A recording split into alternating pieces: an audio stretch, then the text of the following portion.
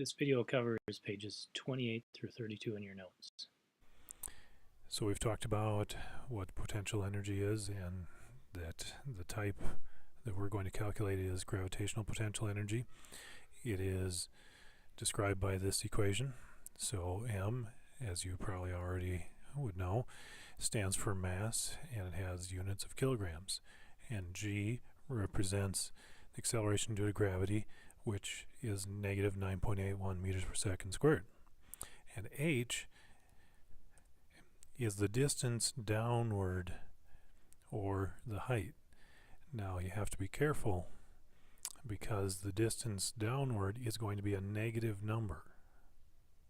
And so you've got a negative number for meters and a negative number for the acceleration due to gravity. And that will give us a positive number. You could just say the height is a positive number and this is a positive number, and it'll work out the same. Now, if we look at our units, kilograms times meters per second squared times meters gives us this. And if you remember, a kilogram meter per second squared is a Newton. So now we have a Newton meter. So potential energy is measured in Newton meters. But there's an abbreviation for a Newton meter, and that is the joule, named after James Prescott Joule, a British physicist. So potential energy is measured in joules. Here's a problem that you need to calculate the answer to. Besides potential energy, we also have kinetic energy, which is the energy of motion. And there are two types of kinetic energy. There is internal kinetic energy, which is the energy of motion of the particles that make up the substance on the inside. So take a tabletop as an example. Though it may seem to not be moving, what you can't see are all the particles that make it, and they're always wiggling. As long as the temperature is above absolute zero, which it always is, the particles are always moving. We will not be calculating this type of energy. We will be calculating the external kinetic energy, motion that we can see.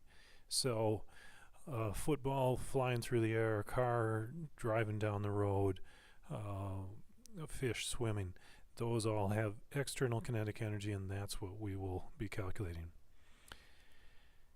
So the external kinetic energy is calculated with this equation, and you can see 1/2 times m. M, of course, is a mass in kilograms, and v stands for velocity, which is meters per second squared. Meters per second, sorry. The velocity is squared.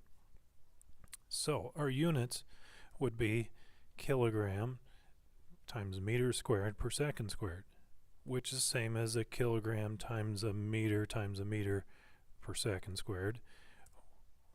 And the kilogram meters per second squared is the Newton, times a meter gives us joules. So kinetic energy and potential energy both have units of a Newton meter or a joule. Either one is acceptable. Using that equation, you need to calculate this answer. And that is the end of the video.